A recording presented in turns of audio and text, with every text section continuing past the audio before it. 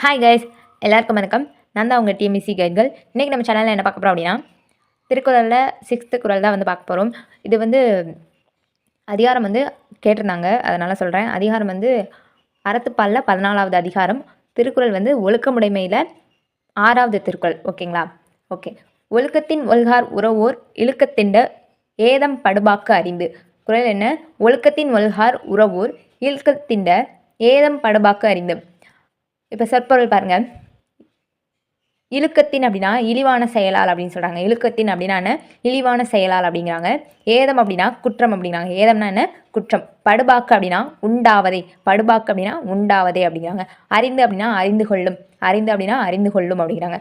உறவோர் அப்படின்னா மன வலிமை உடையவர். உறவோர்னா என்ன? மன வலிமை உடையவர். ஒழுக்கத்தின் அப்படின்னா ஒழுக்கத்திலிருந்து. ஒழுக்கத்தின்னா ஒழுக்கத்திலிருந்து.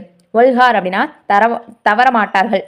ஒல்கார் அப்படின்னா தவறமாட்டார்கள் அப்படின்னு சொல்லுவாங்க. இப்போ விளக்கம் பாருங்கள். என்ன சொல்கிறாங்க? ஒழுக்கத் தவறினால் பெயரும் புகழும் கெடுவதை உணரும் அறிவுடையவர் நெஞ்ச துணிவினால் ஒழுக்கமுடன் வாழ்ந்து தன்னை காத்து கொள்வர் அப்படிங்கிறாங்க. விளக்கத்தில் என்ன சொல்லியிருக்காங்க?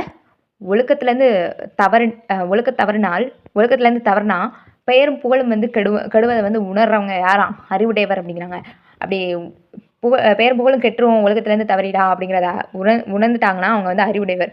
அவங்க நெஞ்சு துணிவினால் அவங்களோட துணிவினால் என்ன செய்வாங்களாம்? ஒழுக்கமுடன் வாழ்ந்து தன்னை காத்துக்கொள்வர் அப்படிங்கிறாங்க. அவங்களோட துணிவினால் ஒழுக்கத்தோடு வாழ்ந்து அவங்கள வந்து காத்துக்கிடுவாங்க.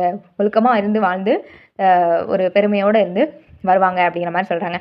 அப்போ பேரும் புகழும் கிடைக்கணும்னா என்ன செய்யணும்? ஒழுக்கத்தோடு இருக்கணும் அப்படிங்கிறாங்க. ஓகேங்களா? ஓகே. இப்போ 6th குறள் பார்த்தாச்சு.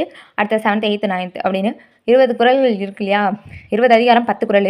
இன்னும் 4 குறள் தான் பேலன்ஸ் இருக்குது. ஒழுக்கமுறை மேலே இன்னும் 4 குறள் தான் பேலன்ஸ் இருக்குது. அதை அடுத்தடுத்து சீக்கிரமாக பார்த்துட்டு அடுத்தடுத்த அதிகாரங்கள் போகலாம். தப்பு இருந்தாலும் சொல்லுங்கள், பரவாயில்ல, கமெண்ட்டில். நான் அடுத்து திட்டிக்கிடுவேன். நானும் உங்களை மாதிரி படிக்கிற ஸ்டூடெண்ட் தான். ஸோ நானும் தெரிஞ்சுக்கிடுவேன். ஓகேங்களா? வீடியோ பிடிச்சிருந்தா லைக் பண்ணுங்கள், ஷேர் பண்ணுங்கள், மறக்காமல் சப்ஸ்கிரைப் பண்ணிக்கோங்க. Thank you so much. Thanks for வாட்சிங். பை.